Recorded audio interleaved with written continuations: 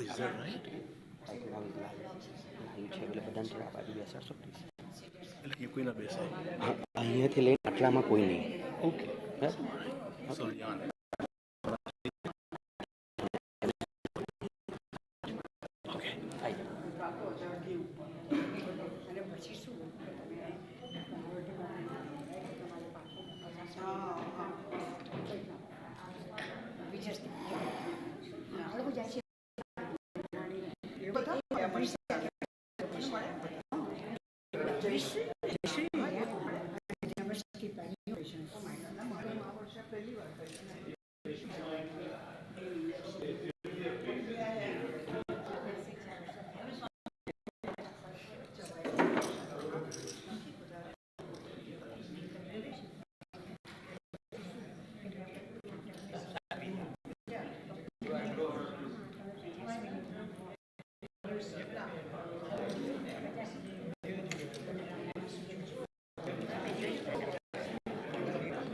Make yourself comfortable.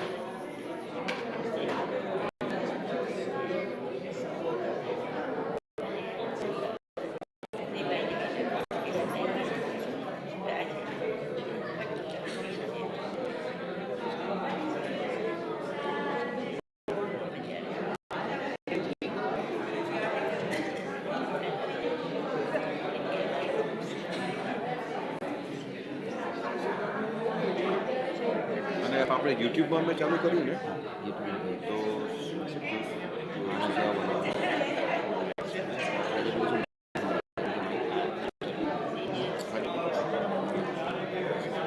હા એટલે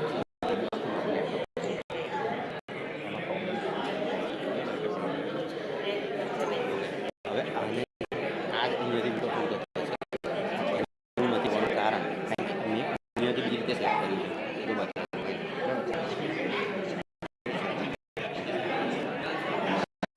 વચ્ચે નથી રાખવું.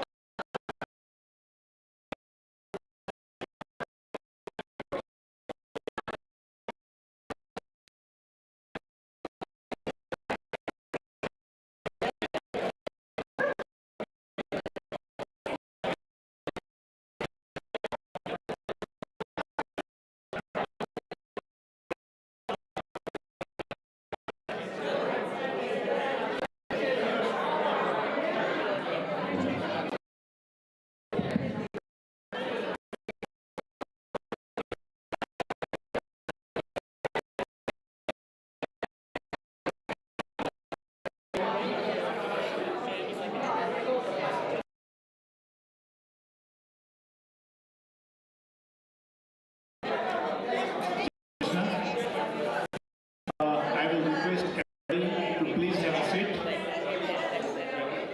because one thing that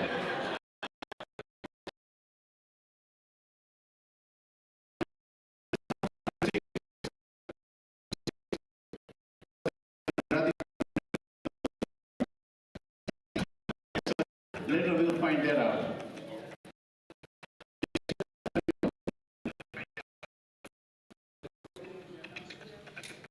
Today, we have Swami Aparajitananda from Chinmaya Mission, Yamunotri Center, with us. And first of all, our Chief, are you here?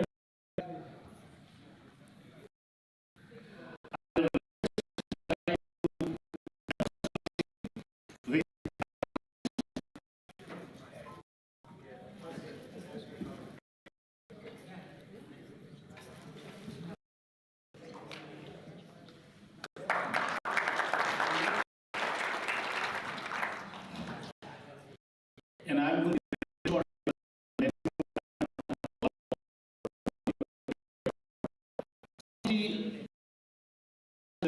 engineering degree in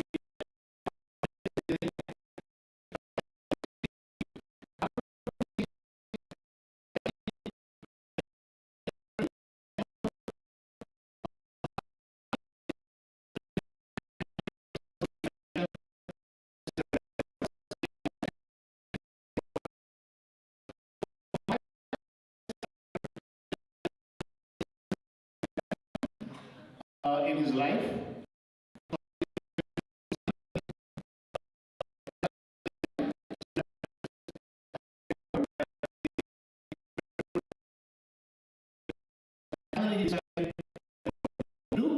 So Swamiji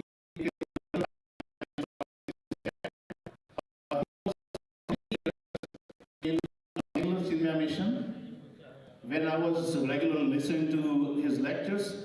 And one day I called a friend of mine that I want to go visit Swamiji in Mangalore. How do I get there?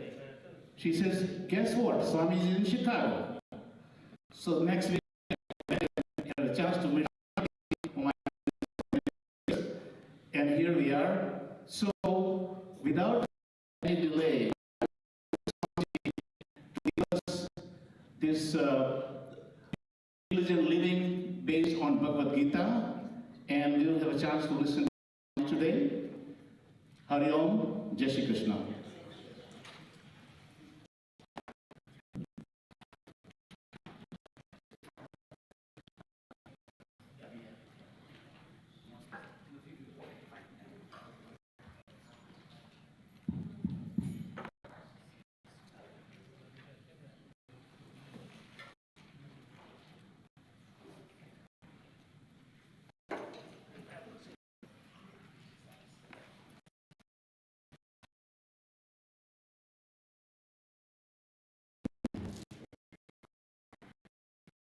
Is the audio person here?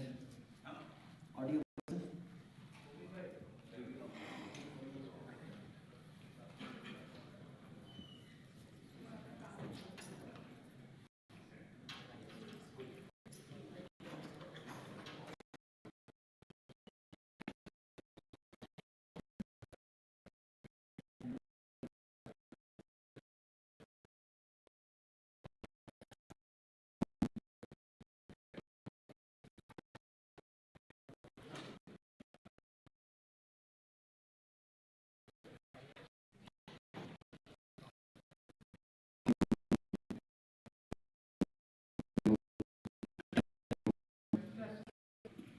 Hari Om.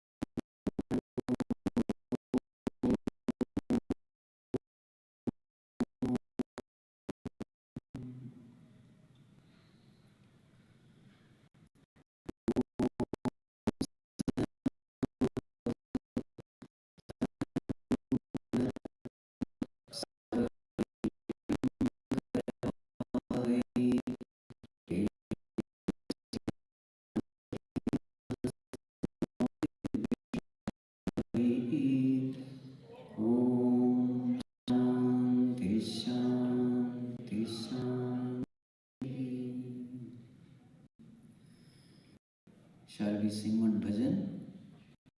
You repeat after me.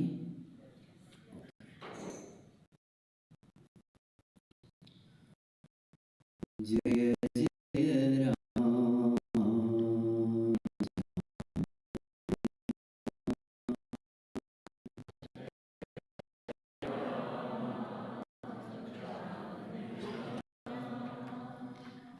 Jaya Jaya Ram.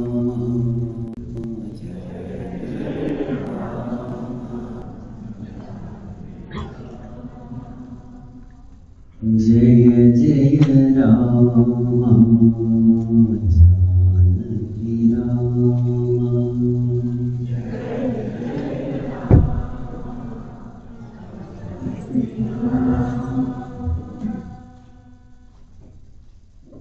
Raghukula Bhushan Raja Rama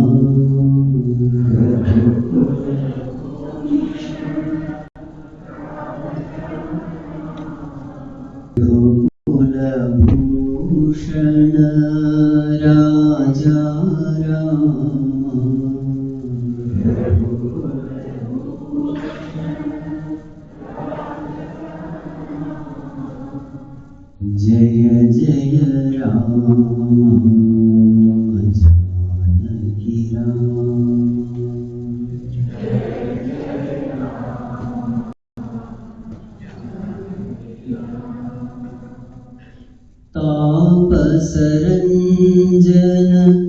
Tarak नामा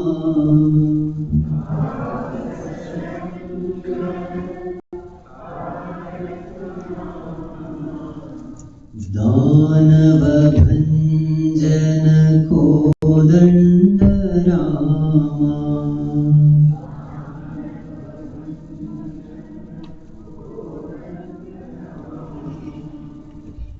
तापस रंजन तारक नामा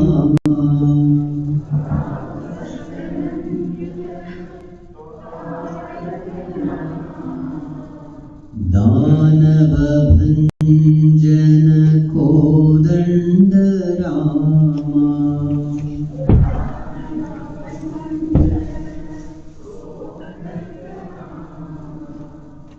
जय जय राम जानकी राम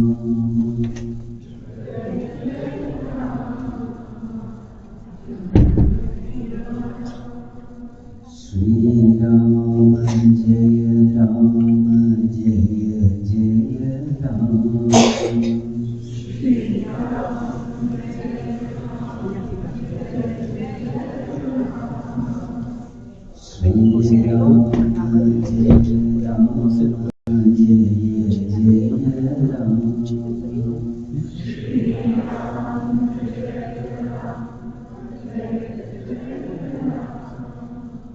श्री राम जय राम श्री राम जय राम श्री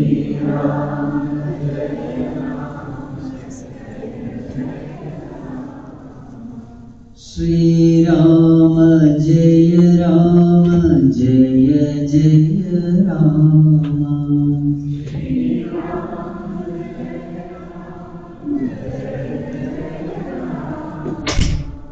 जानकी राम श्री रघुराम श्री राम जय राम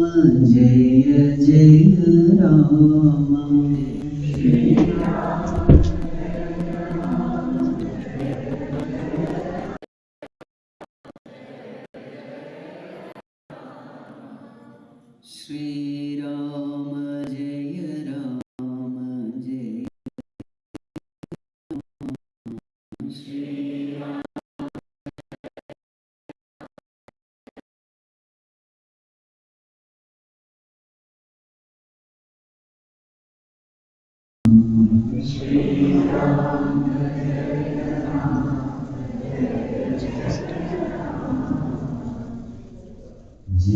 जय Ram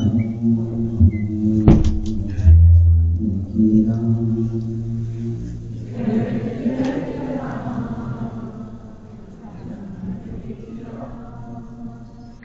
Janaki Ram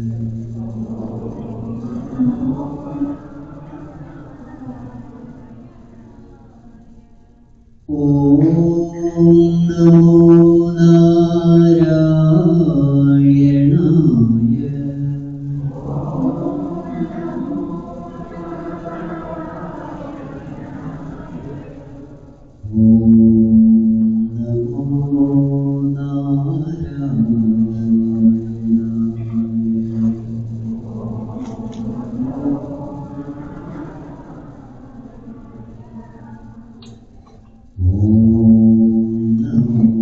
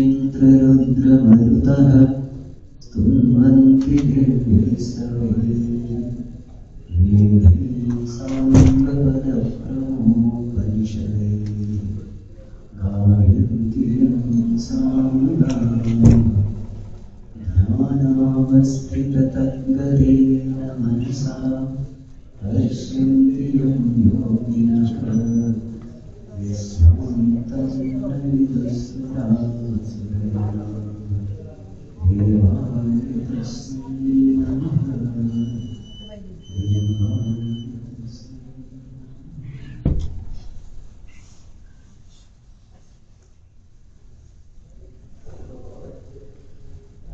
Humble prostrations to one and all present here. Our topic of discussion today is intelligent living based on Bhagavad Gita. So the plan is first 45 minutes I will speak, and then we'll have a Q&A, question and answer session. So 6 to 7:30, that is how the plan is. Okay. Now what is the proof? Yes, all of you can keep your mobile phones in silent mode.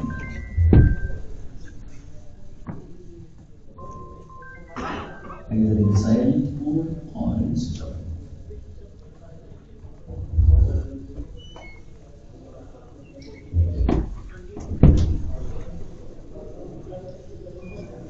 What is the proof? What is the sign that we are living intelligently? The sign that we are living intelligently is throughout our life, the mind is peaceful, the mind is chill. If you are carrying a cheerful, peaceful, quiet mind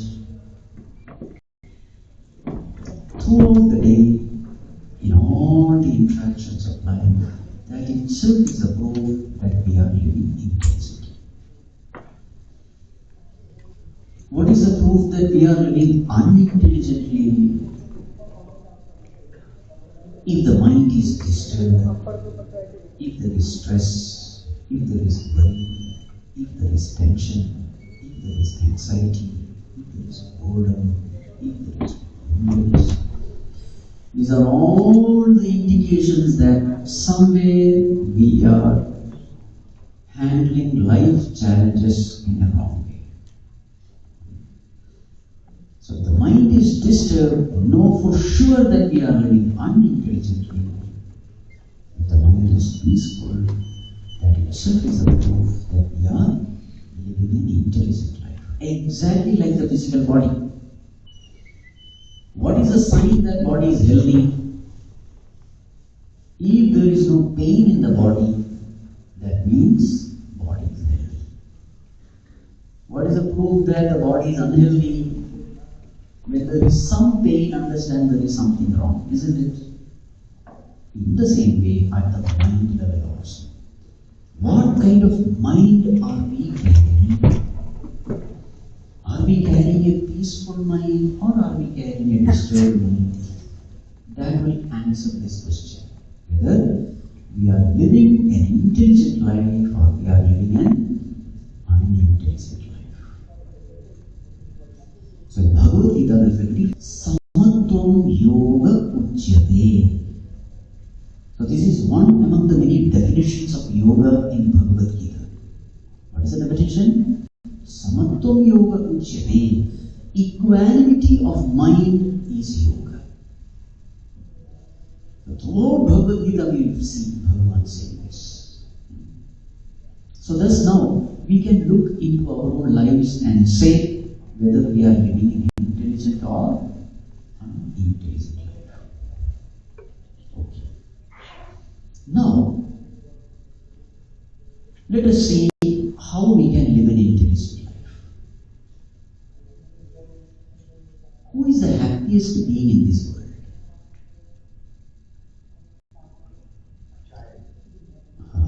So, a child is the happiest being in this world. You see? Now, this is the greatest wonder. This child has no strength. This child has no knowledge. This child has no money. This child has no influence. It doesn't even know how to clean itself. But that child which knows nothing, has nothing, can do nothing, is the happiest being in this world. Do you agree? Now this is the greatest wonder. Because according to us, what is happiness? Money is happiness. Power is happiness. Influence is happiness. Good looks is happiness. We have so many definitions of happiness. This child has nothing and this fellow is the happiest being. Now there has to be a reason why this child is happy.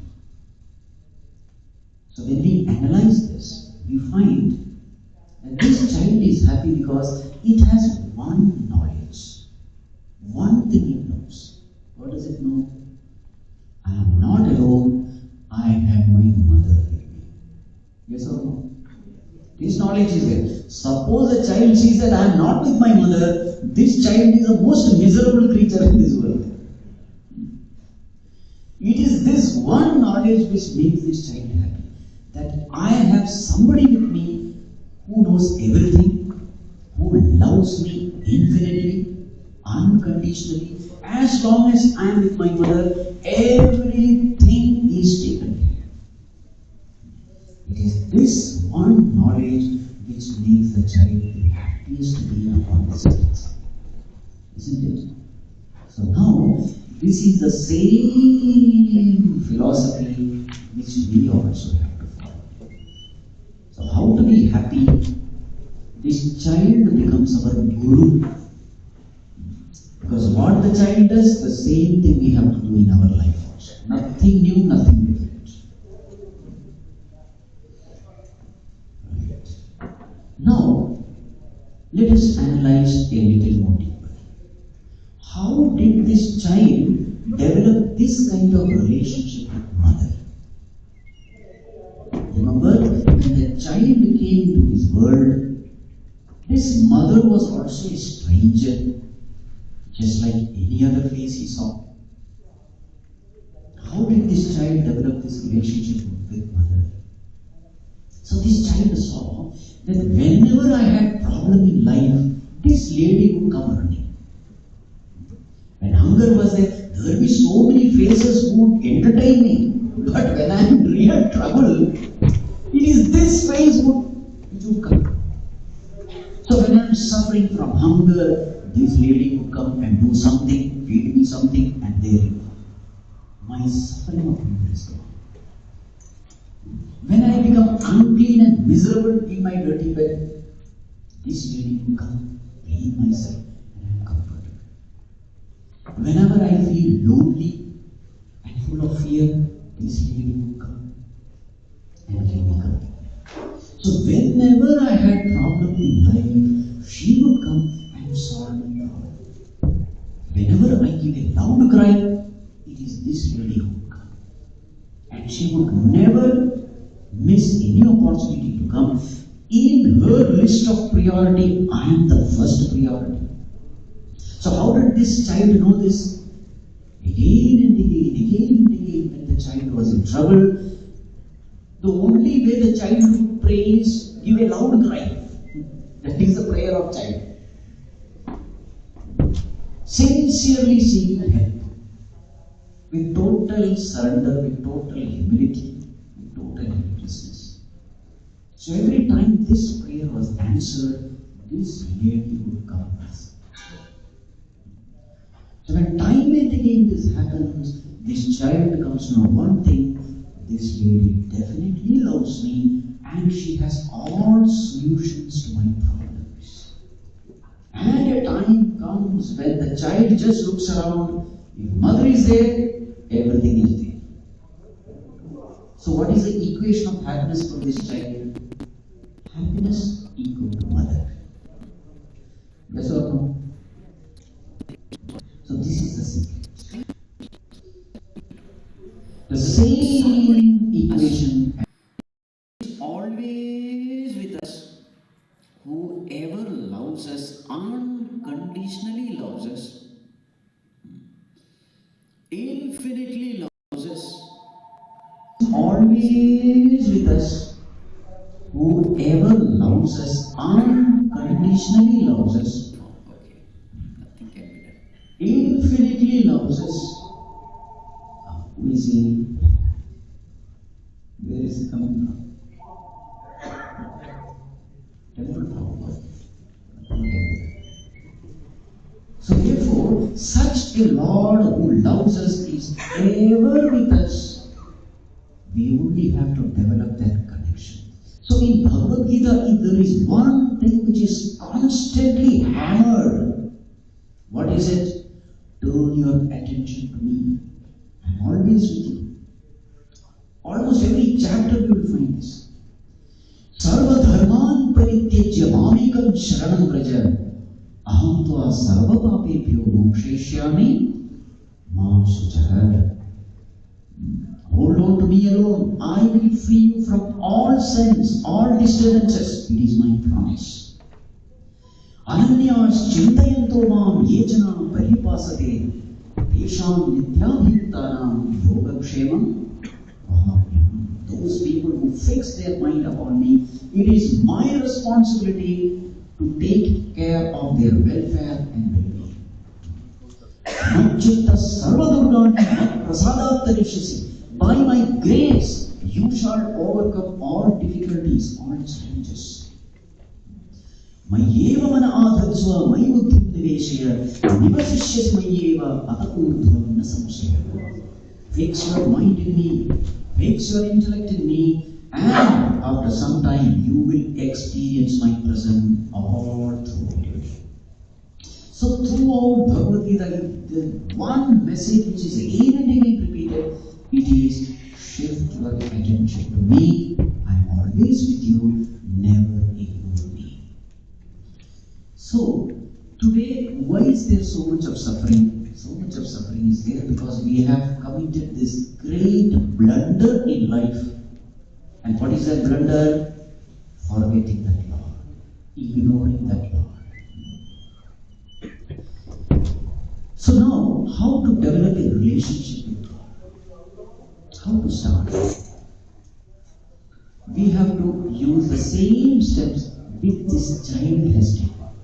How did this child develop this relationship with mother? The child tested the mother. Yes or no?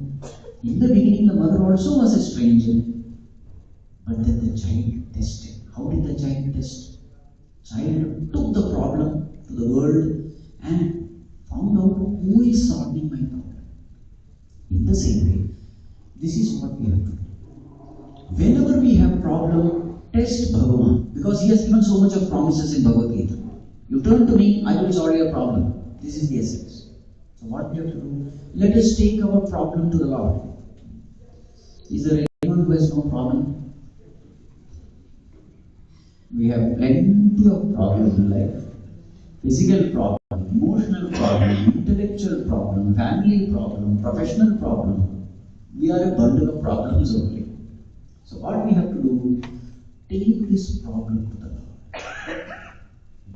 Say, Bhagavan, I have this problem. They say that you solve these problems. I am approaching you with an open mind. They say it, I don't know whether it is true or not, but I want to test you. In the beginning, start with this. Take your problem to the Lord. So you have to do a little tapas also. Maybe chant something. Chant the name of the Lord. Whatever the name be, it is okay. It doesn't bother whether your pronunciation of Sanskrit is very good or not. It doesn't bother. You can just talk to Him.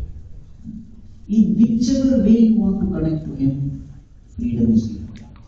You can chant some mantras, or you can do some kind of tapas like upavas, fasting, right?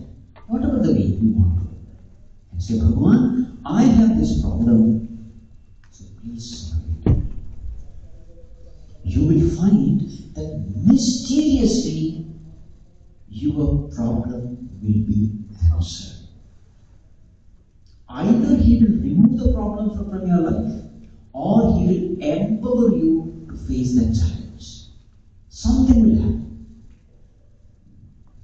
It is guaranteed. All devotees have unanimously, in all religions, they have found this. Whenever I take my problems to the Lord, mysteriously it is solved. So there is a very famous saying, how Bhagavan solves our problems. You know, he solves our problems in 4 ways. So what are the 4 ways? Number 1, yes. Number 2, no. Number 3, wait. And number 4, take, here is something better. So what's the first one? First one? Yes. Yes means what? Whatever you ask, he will give you. Second one, no. Whatever you ask, he will not give you. Why he will not give you? Because it is not good for you. Just like a child asking for a knife from mother. Mother, I want knife to play. Will the mother give? No.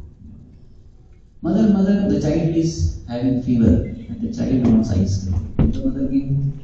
So many times the answer is no, not because mother doesn't love the child, no. Out of love, sometimes the answer is no. And this is very, you have to be very careful because this is the time when we lose faith in God. You have to be very careful. So the second one is no. And what is the third one? Wait. Wait means what? When the right time comes, I will give you. And the fourth one, take, here is something better. What you are asking is something inferior. You deserve something better. He gives you that. So what are the 4 ones? First one? Yes. Second one? Third one? Fourth one? Not take. Take means yes only, no? What is the fourth one? Take, here is something better. Yes. So this is how the Lord answers our prayers. Okay? Now, suppose we don't take our problem to the Lord. That also you must know.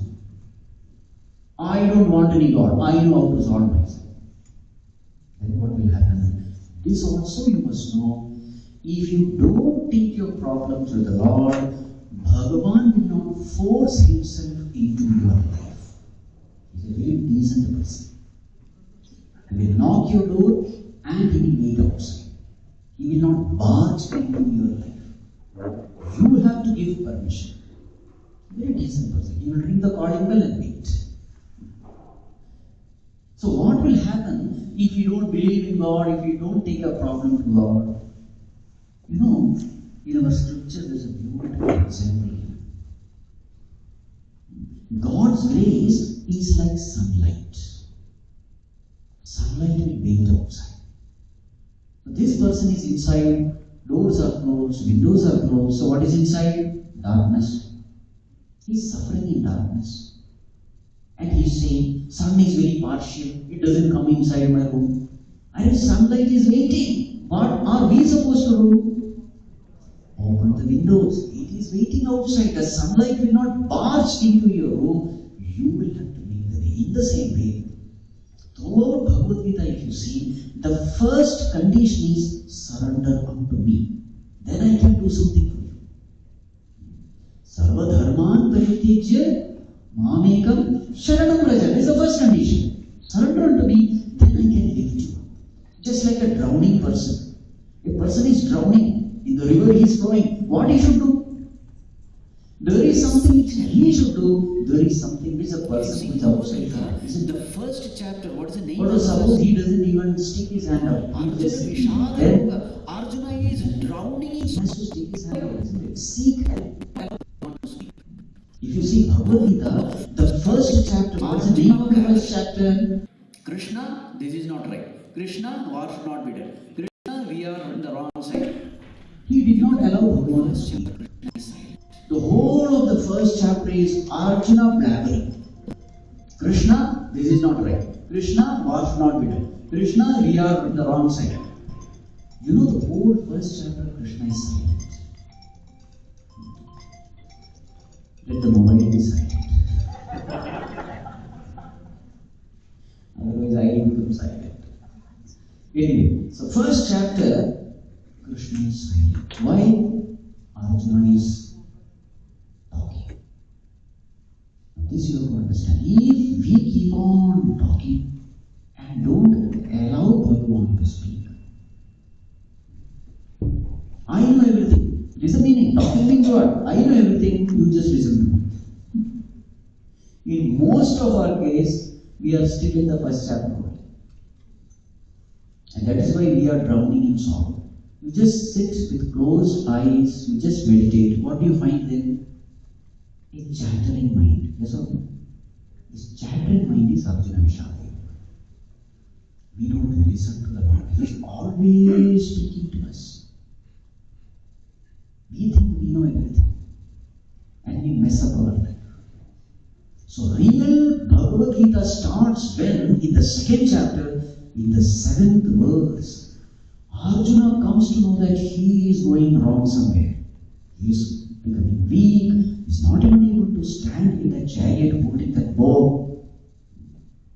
Arjuna says, Bhagavan, I am not even able to stand. I am feeling dizzy. I am not even able to hold the bow. He literally sits down, immersed in sorrow.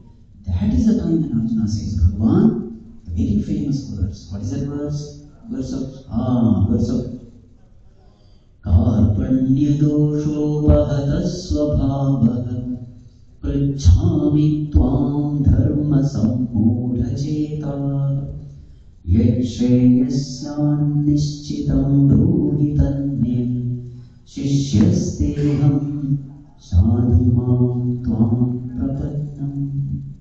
Bhagavan, please save me. I am completely confused. I surrender unto you. Please guide me. It's the 7th verse. From here onwards, the teachings of Bhagavad Gita starts. Now Arjuna is in a state of mind to listen. He has completely surrendered. He seeks advice from Bhagavan, and from there onwards, guidance comes. So this is a very important thing. We have to surrender. Bhagavan, I need your guidance. I am completely confused. Left to myself, I will never be able to walk in the right path. Will you show me the way? Then rest, everything is known. Rest is history if you see Bhagavad Gita. So, this is a very important point. Turn our attention to Bhagavan. Seek his guidance. So then what will happen? Take every problem to the Lord and wait for a response from him. You will find that amazingly, mysteriously, you are empowered to face the challenges of your life. And when this happens again and again, time and again, slowly what happens is your love for God becomes strong, your faith in God becomes strong, your relationship with God becomes strong. And a time comes when even when a big problem is staring at you, you smile at that problem because you know, what do you know?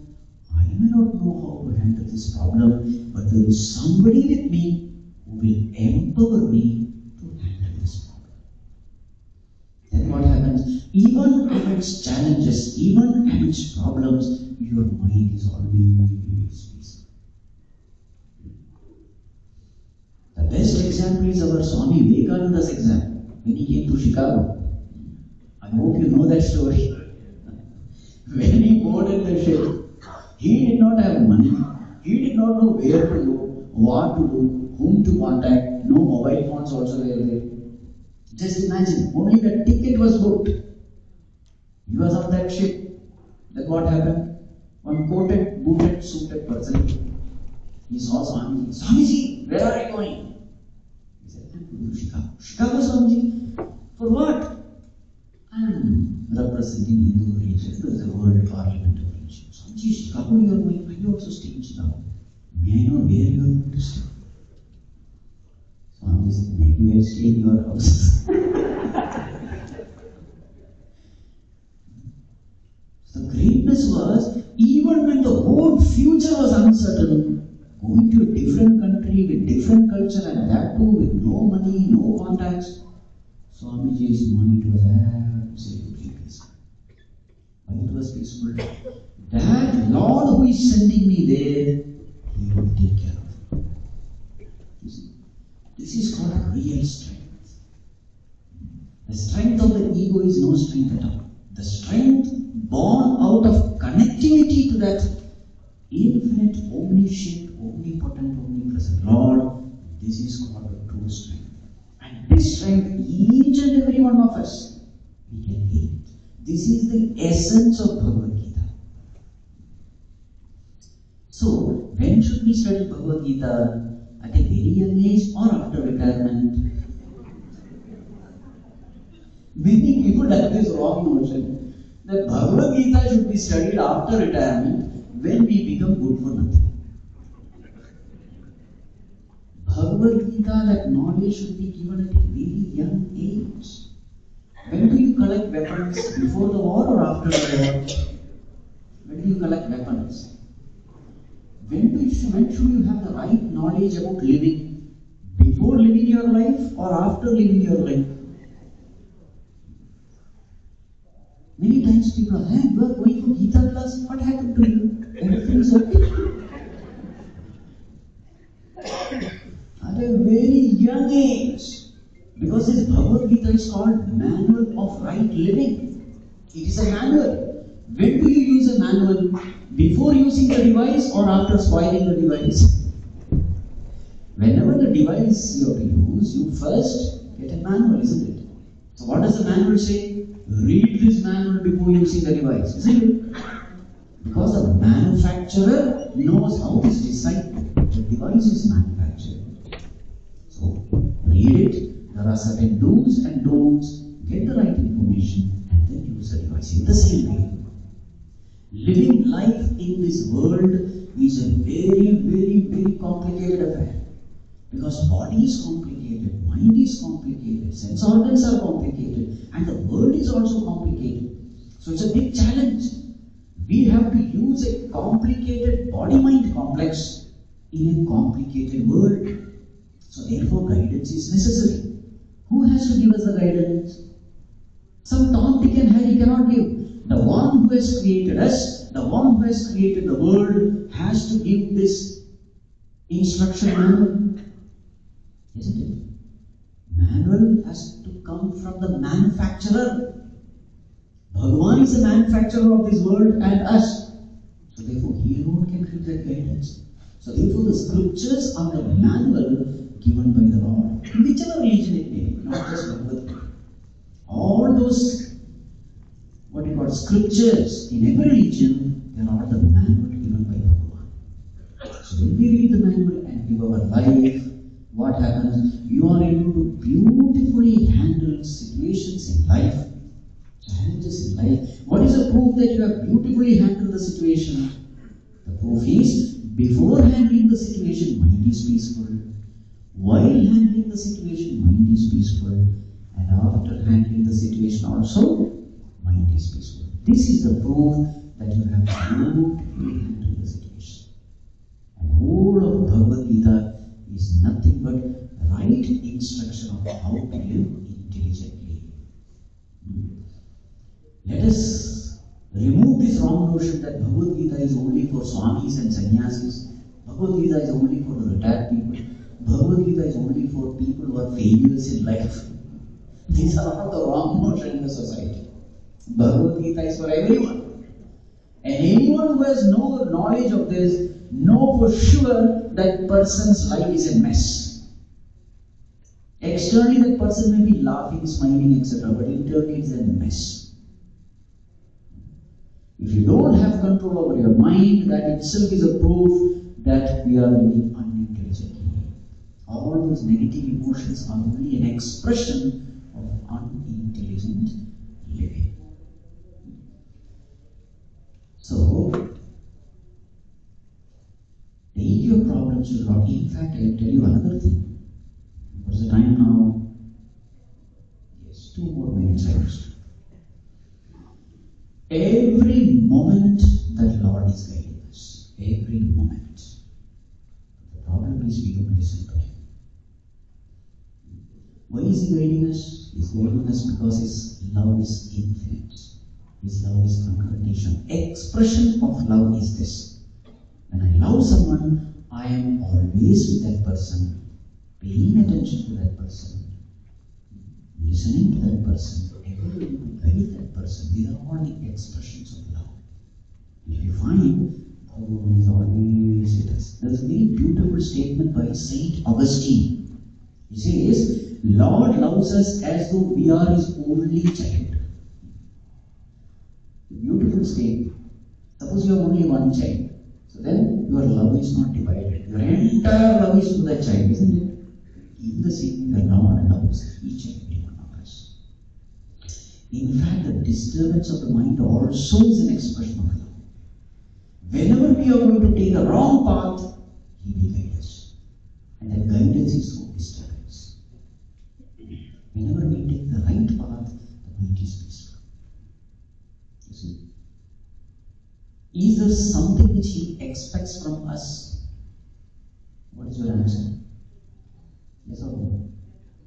Is there something which the Lord expects from us? What does he expect? He expects us to walk the path of righteousness. Dharma. Dharma samsthapanarthaya sambhavati. So whenever we deviate from the path of righteousness, you will find that there is a voice which alerts us, warns us. There is a guilt feeling, there is a conscience break. They are all the voice of the Lord guiding us. The Lord is saying as though, my dear child, you are walking the wrong path.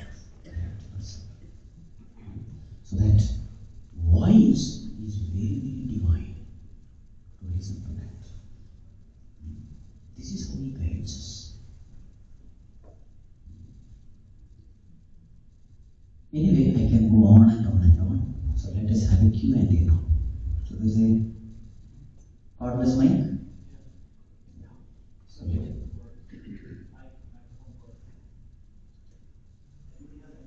so whatever questions you have, you can just ask. We have around 45 minutes of time.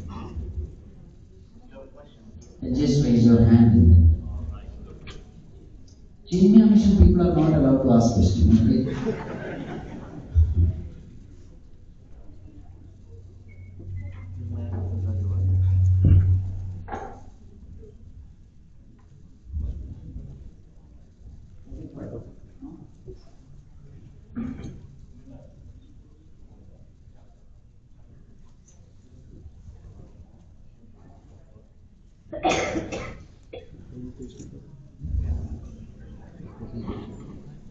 Oh, you have a question. Very good. Welcome.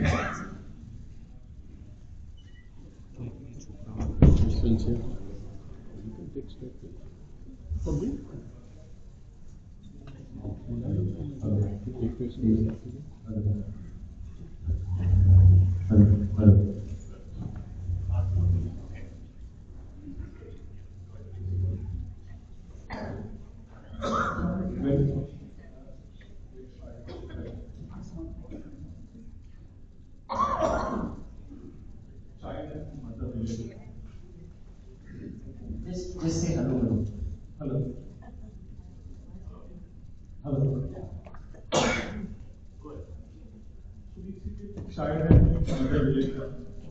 So over there I can realize that relation whenever I think mother is coming. But now when we came on real part when the Lord has done things, I'm not realizing that really the Lord is coming and is helping me. So how we can make that confidence? You see,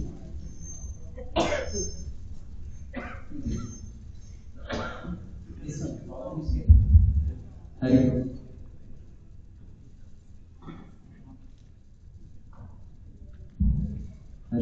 Yes.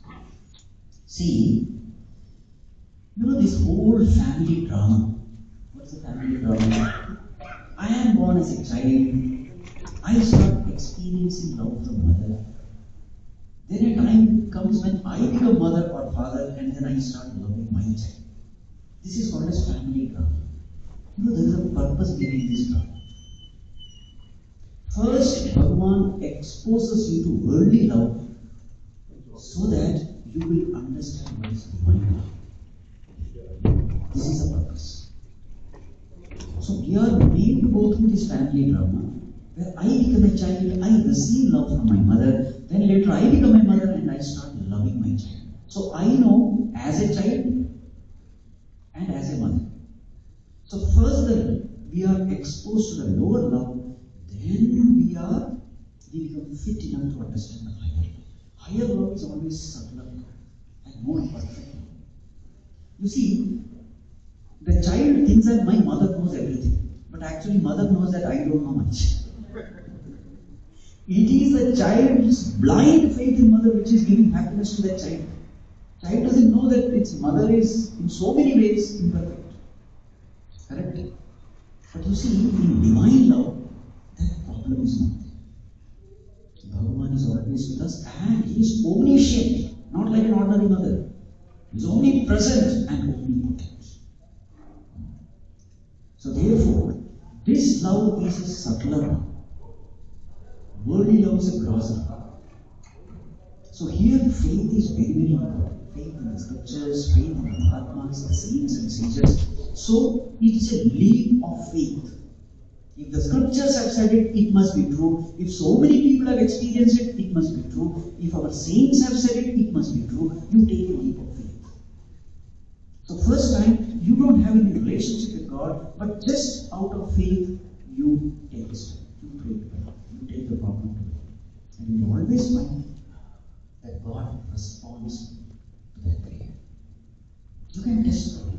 So again and again when it happens, the faith becomes strong. This is the only way. Did I answer?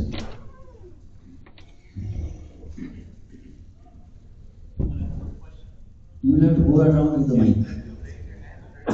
Just raise your hand. Okay, you ask. Okay. Take that mic there.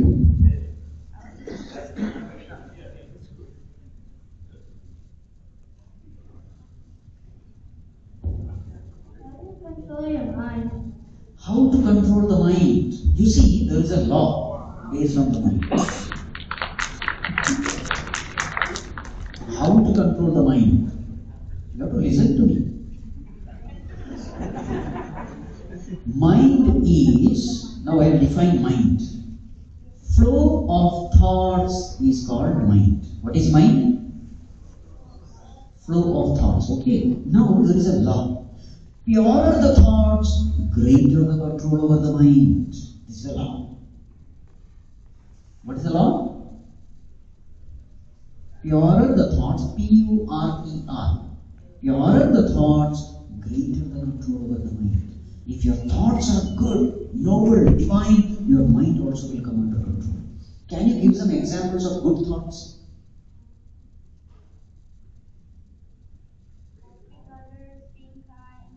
Very good, very good. Helping others, being kind, being humble, devotion. These are all good thoughts. So more and more you cultivate such good thoughts in your mind, that mind becomes purer and purer. Such a pure mind becomes a disciplined mind. Such a pure mind becomes an obedient mind.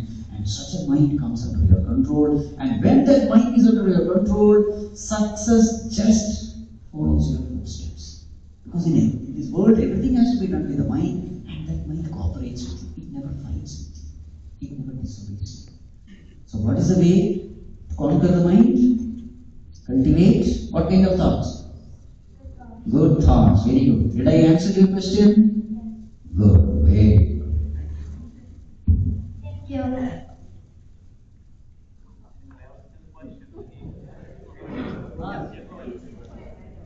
How to improve focus? Once the mind comes under your control, remember, with what do you concentrate? Mind. So mind has come under your control. Now you tell your mind, hey mind, don't go here and there.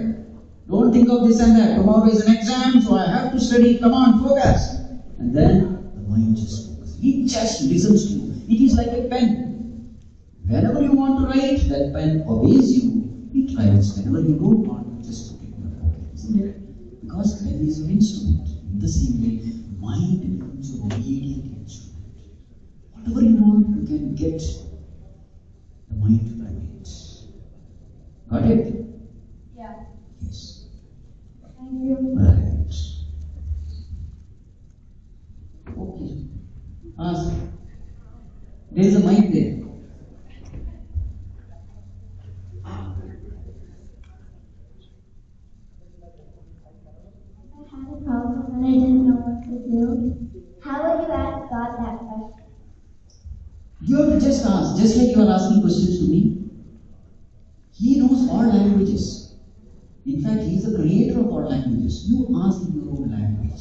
Oh God, I have this problem. I don't know how to solve this. Will you please help me? I will chant your name. I will chant your name this many times. I will chant Hanuman Chalisa. I will chant Vishnu Sahasranam. Whatever you want. Every day I will chant. Bhagwan, oh Lord, please help me come out of this problem. Mysteriously he will solve the problem. You just give it a try. Understood? Yes. You will definitely respond. Did you get the answer? Did you get the answer? Okay. Yeah. What is the importance of chanting mantras? Mantra, in Sanskrit, the definition of mantra is manana trayate iti mantra. Anyone who chants this name, it can be any name. A time comes when this mantra will protect you from so many negative vibrations, negative disturbances. It becomes like a, what you call, a field, a powerful field around you. You are always protected from the negative influences of the world. A time comes when, even when you see some bad dream, automatically that name comes out. And the moment that name comes, all the negativities disappear. But for that, you have to constantly chant. The more and more you invest in this mantra chanting, slowly what happens is not only your conscious mind, your subconscious mind also starts chanting this name, and then you are always protected by that divine power. Which is the most powerful mantra? Wrong. Every mantra is powerful provided you chant. There is no powerful mantra. That mantra becomes powerful to you, which you chant. Just because your guru has given doesn't mean that you will get the power. No, you have to develop that power. Because where is that power? Outside or inside? Inside. You have to bring it out. Mantra is only an alambanam, a support to bring out that power. The more you chant, the more that mantra becomes powerful for you. Got it?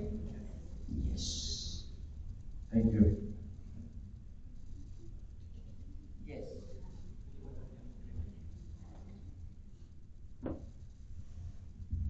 How do you do Manasi Seva?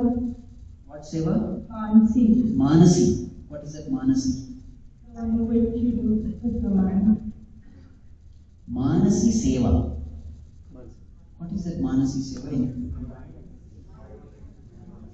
How to do? How to do means you have to constantly do with your mind.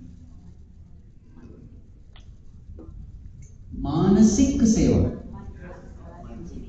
So I think, where did you listen this term from? Where did you hear this term?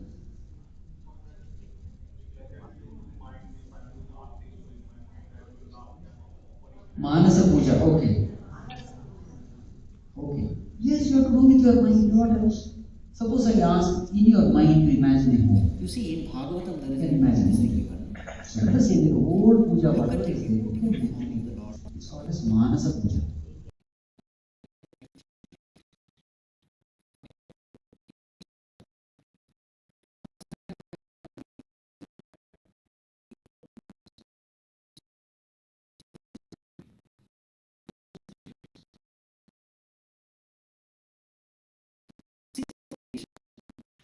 So, in meditation, we have these 5 steps.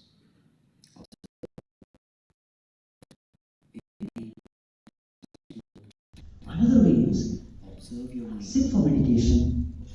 So in meditation we have these 5 steps. The negative thoughts distance. Observe, detect, Eliminate the negative thoughts. eliminate, substitute, strengthen. Observe your mind. Okay. Because the negative thoughts disturb the mind. Eliminate the negative thoughts by substituting it with positive thoughts and strengthen these positive thoughts. This is also another kind of Manasika Seva approach. There are so many different ways in which you can do. Whatever is your liking, do it accordingly. If there's a specific question you can ask. Everything is Manasika only. But if you find that it is difficult because you have no control over the mind, then do physical Seva. Sharika Seva. Manasika comes a little more difficult. Or sometimes you can do some Likita Japa also. If your mind is not cooperating with you, then write Likita Japa. Write down the name of the Lord. That also is a wonderful experience. There are so many things, so many things.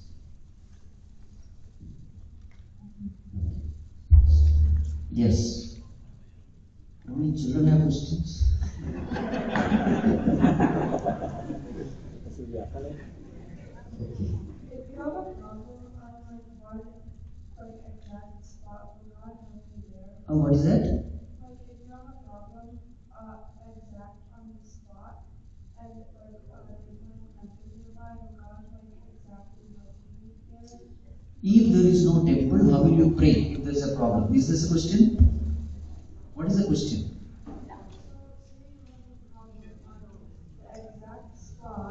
Exact spot. There is some problem and suddenly you are on the road or something and there is a problem. What to do? You just see, where is God? Don't think that He is only in temple. He is right in your heart.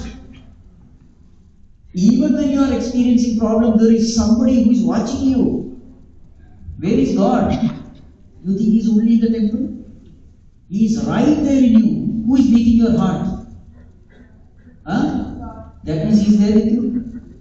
Who is digesting your food? Who is making you capable of listening, seeing, smelling? He is right there. Why do you always want to depend on temple? Temple you must come, but always know God is always with me. I am never alone. So therefore, anywhere you are, just close your eyes and say, God, please save me. This is a problem. I want God. He will come. You get it? Yes. Okay, well, just without asking the questions. You actually mentioned the mind. Mind is composite of a lot of those guys. It is not easy. How you are growing up, when you are adult, when you are a certain age, you study Gita, eliminating and substituting is easy to say. However, there are some set of thoughts which can work by substituting the negative thought. I have to tell you, they are very overpowering sometimes.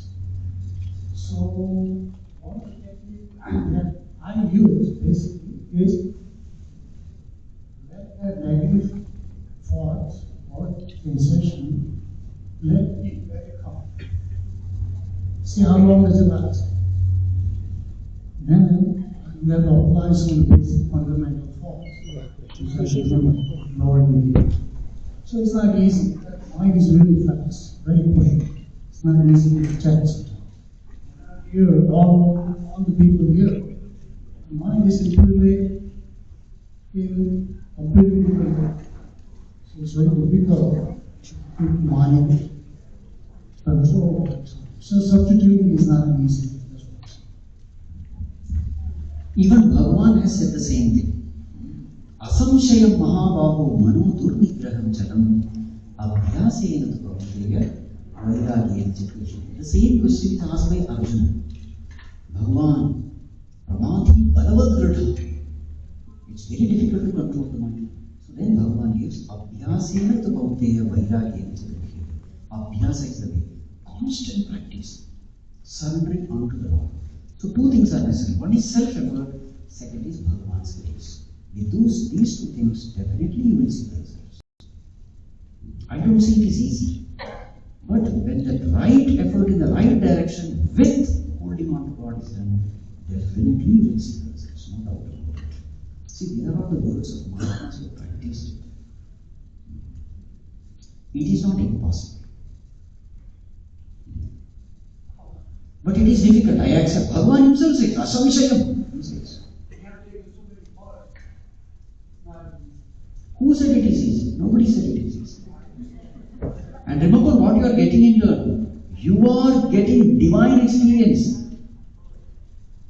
You know, higher the goal, the greater the price you have to pay for it. Cheaper things, cheap price. Higher things, higher price. You think it is a joke to experience the divine who is omniscient, omnipresent, omnipotent? Why do you think that for cheap price you must get the highest? You will get only duplicate things with cheap price. The original hand, you have to give up your life. So let me ask you something. I am a snapshot in this life. I have those houses, I have mixed farming. And good. God actually says to Gita, many, many words you take in order to achieve the like that. But my concern, good concern, eventually has to overcome all the negative thoughts that I have in this life. And how does Lord himself determine that you are at a certain stage where you can break the barrier of all the mind? Who knows, this may be your last birth. Why should you think that many more births are there? Why should you have so much lack of faith in God?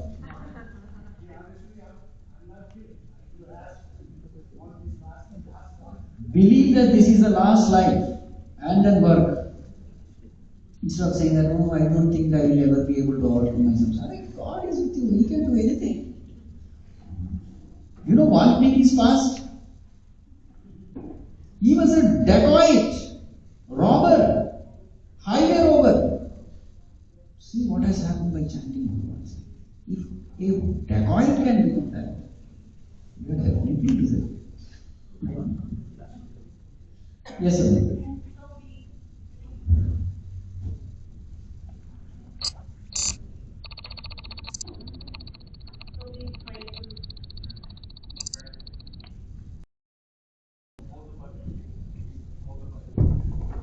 Is there some switch there?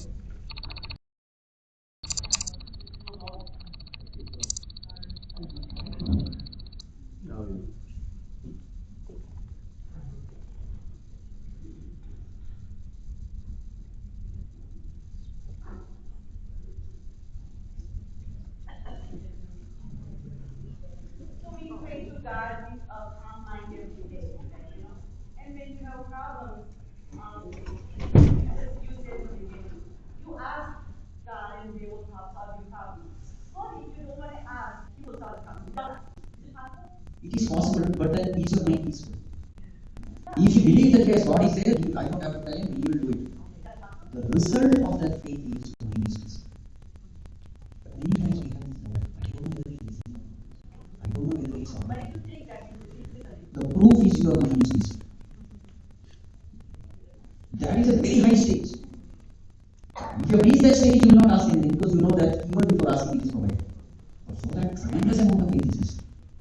What is the dream? It's better to ask because at least I remember that I have asked. Many times I ask and forget that I have asked. What is wrong in praying? See, instead of seeking help from somebody, it is always better to take a problem. Suppose a child is hungry and a child goes to the neighbor. Will you take it? This is what we are doing. We are trying to solve our problem through so many other ways. Not that is not what He doesn't like it. My child should come to me. And I say, why do you go there? You ask me. The same thing. Now says, no, He knows, but did you take a problem to Him? Then only He can handle your life.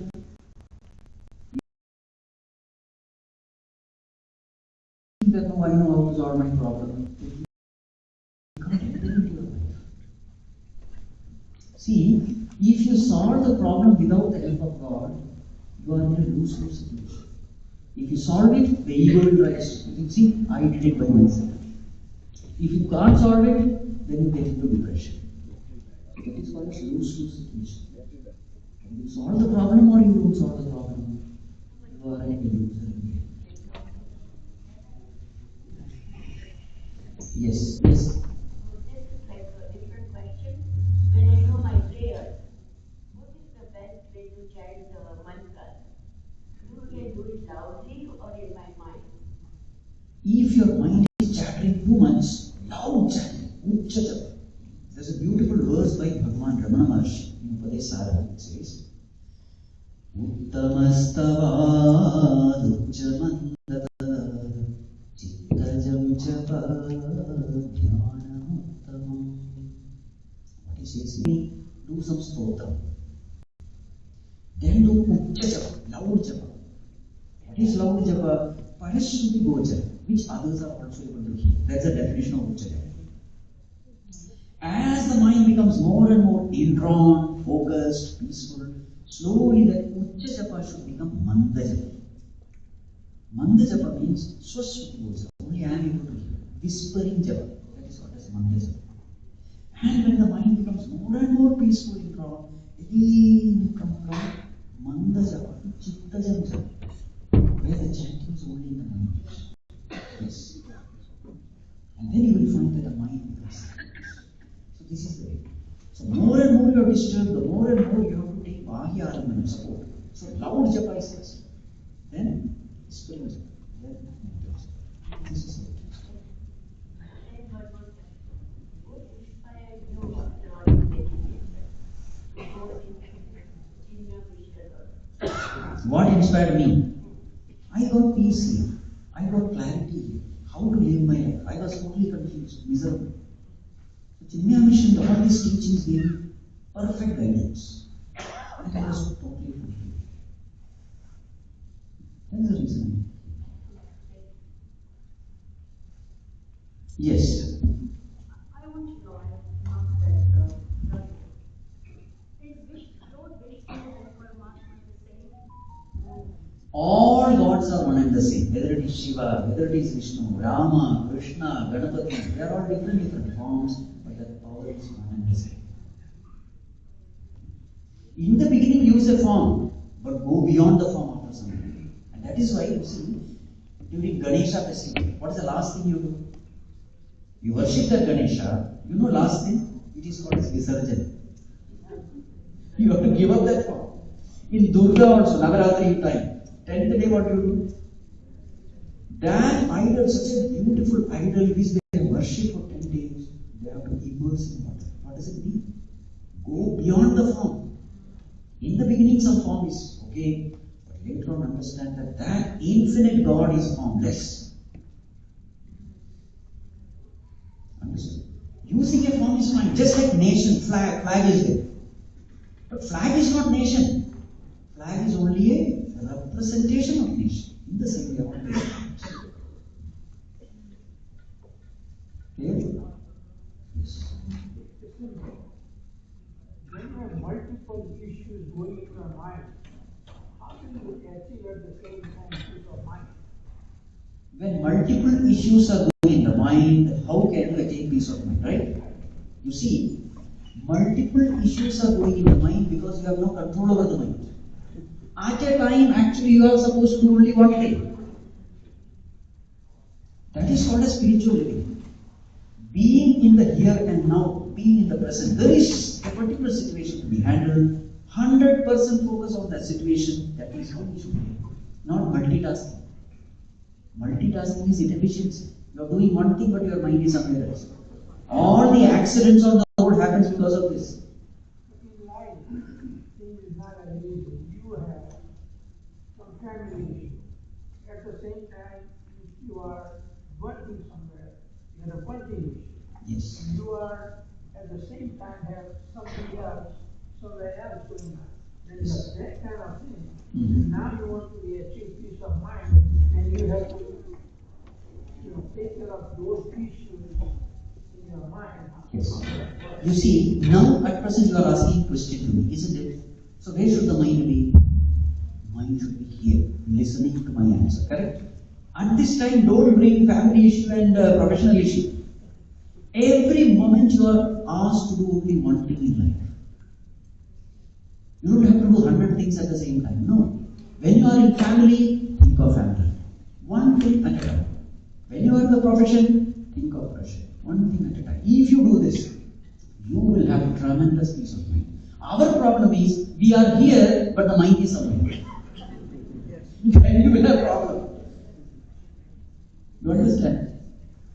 This is what happens as you grow spiritually. Your mind is under control. You say, mind, at present, think only of this. Because this is the problem at hand to be solved. So your entire mind is available to you. Such a concentrated, focused mind, there is nothing in this world which such a mind cannot solve. It is like sunlight which is focused. A focused sunlight through a lens, that sunlight can burn even a piece of paper, isn't it? The mind is like that. Our mind is scattered in 100,000 places. And therefore that mind is very powerless mind, weak mind. With spirituality, the mind becomes focused. And wherever you pay attention, see, in the night when you drive, there are so many places which are dark. But you don't have to light up the whole place. You just have to light up the road. Isn't it? In the same way, a spiritual mind has this ability. Whichever problem is in front, it is able to solve that single point. This is the problem.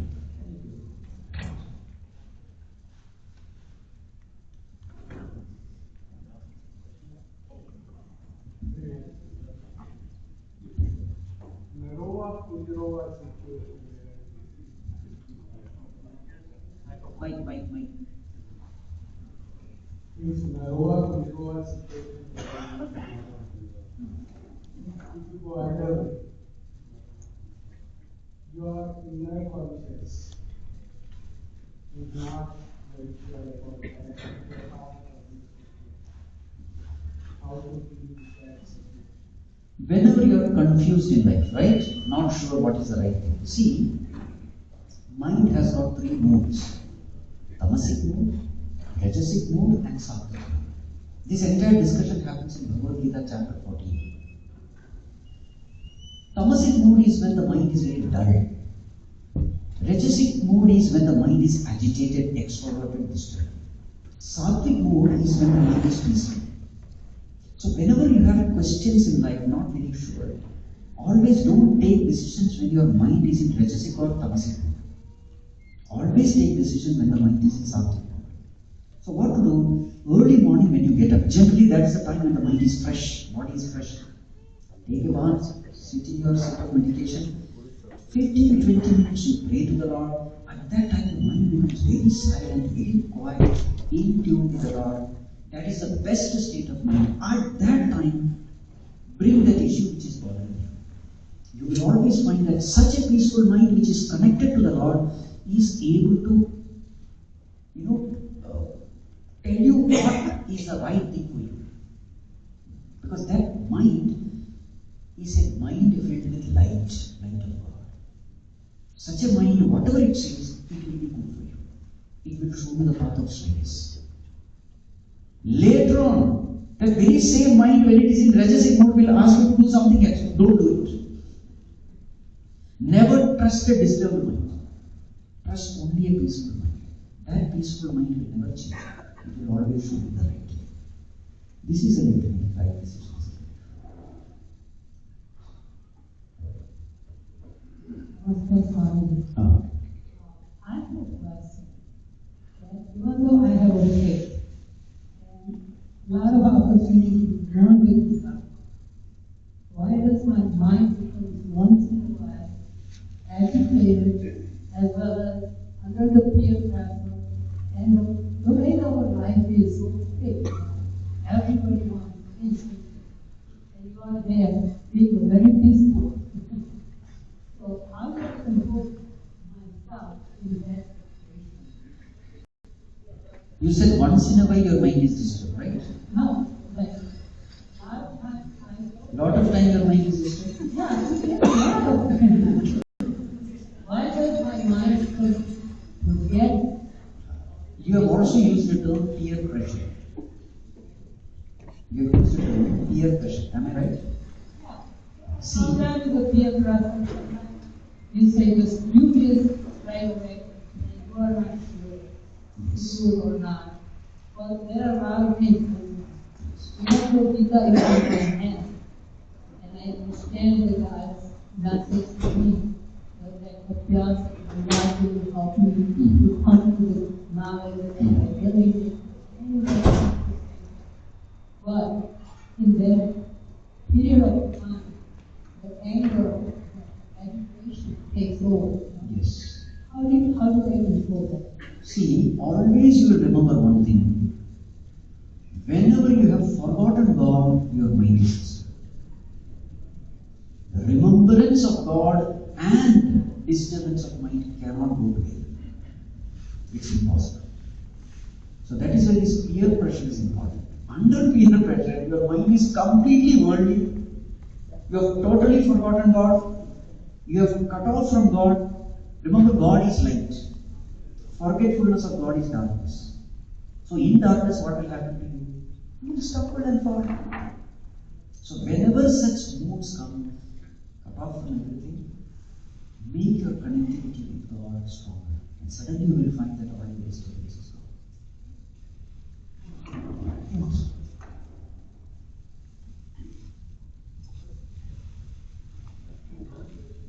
Here. Okay.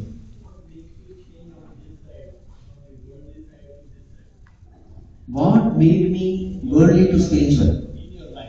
In my life. Why did I leave everything of the world and become spiritual? Tell me, do you want happiness or misery? Do you want happiness or misery?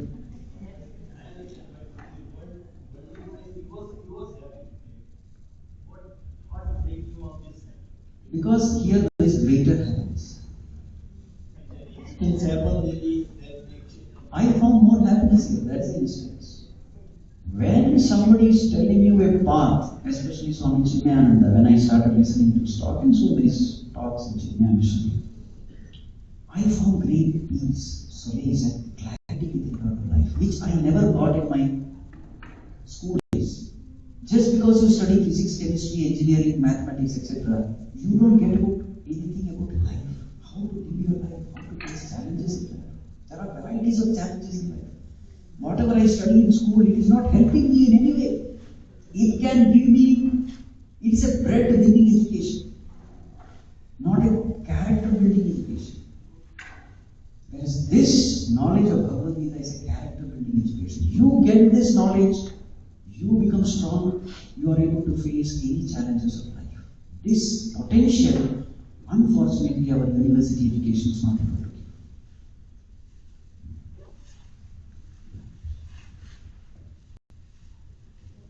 Yes. So for children born in this country and in today's time, you know, their academic needs and you will start to be aggressive. So the pressure of work, pride, family is so great, you know. Most of our children born in our religious family, they're aware of our religion. A lot of them see Buddhism. It's somehow simplifying and equals a branch of Hinduism. So how do we, our grown-up children, with their own children, you know, how do they realize that someone like me, you know, who was not born in India, we got some teachings from our grandparents, our parents who just keep living in their careers. The things happening with our children. So you're a perfect example of somebody, but you told such a profile. But what about the kids who have these high-profile careers? They've got businesses, they've got private equity funds to run. They know about religion, they know it's time to be reality models. How do we get them to understand? Because I feel like we fail not realizing that turning to God every morning. So they do turn to God, but they don't do any of the prayers and rituals and all that. So how can they do understand really peace, meditation, you know, and that focus is so important, and they turn to meditation, and as you know, the business work uses meditation just to focus, not to really bring God in their lives. So how do we do that? Meditation is a way to focus, and then the electric God is going to give you peace while making you this, not to say, you know, decisions and that, because their minds are more artistic than their words. You see, first of all, always remember this. This world is beautifully taken care by the Lord. Never forget this. you are beautifully taken care by the Lord. So this world is perfect. Someday or the other, every one of us will have to take this path.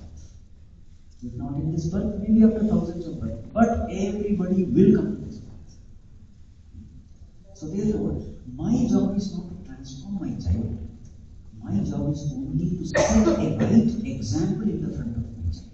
So that tomorrow when I am not there, the child will remember, yes, my mother, my father, they used to live this way. So therefore automatically they are inspired to walk this path.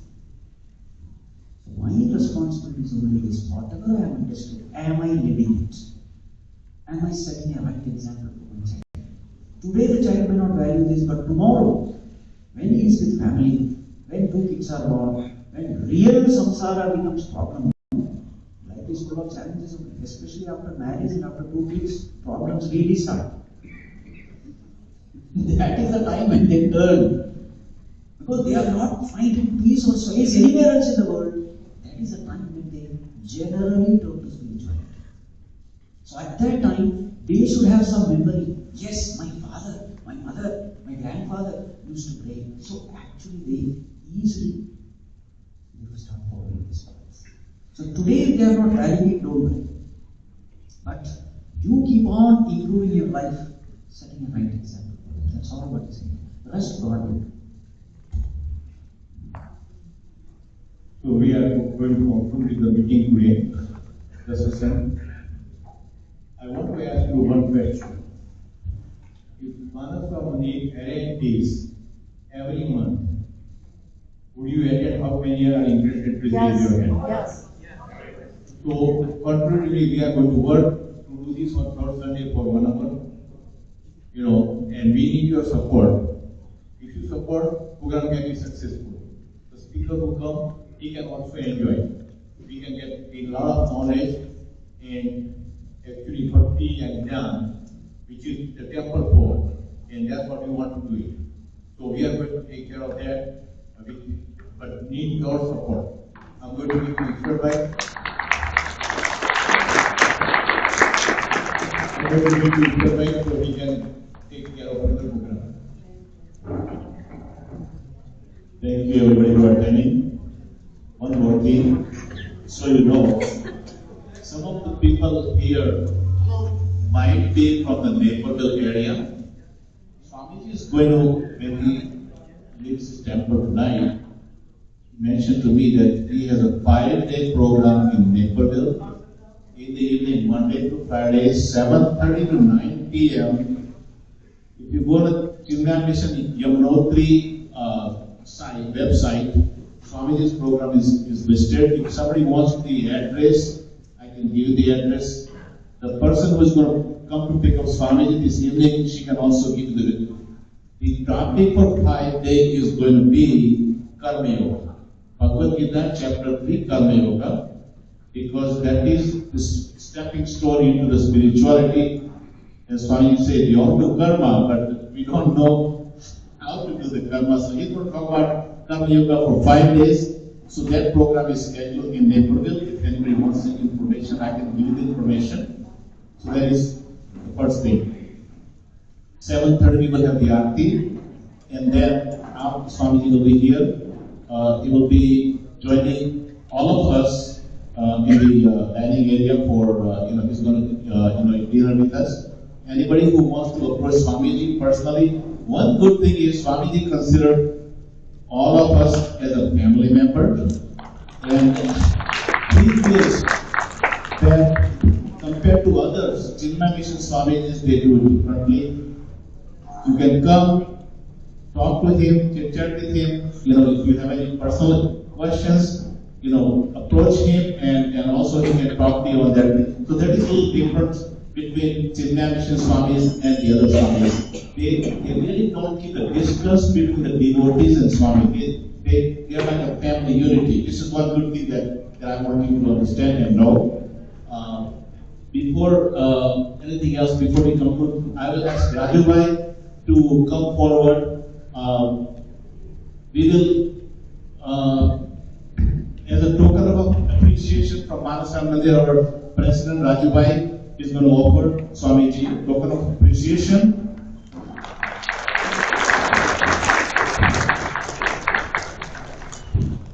very soon we'll have the Aarti. After Aarti, there is a Prasad in Mahalakshmi Hall, and Swamiji will be here after the Aarti for the Prasad area. And 8:30, Swamiji will be leaving, so we will have a little time to also interact with Swamiji. Hari Om, Jai Shri Krishna.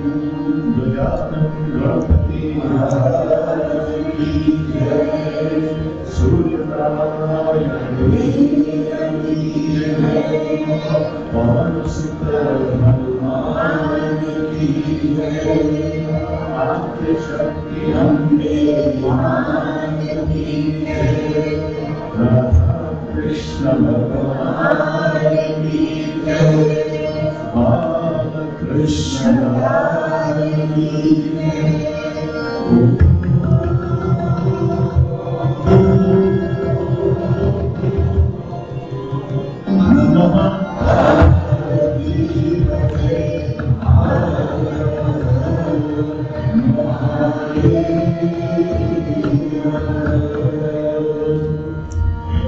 Shri Krishna.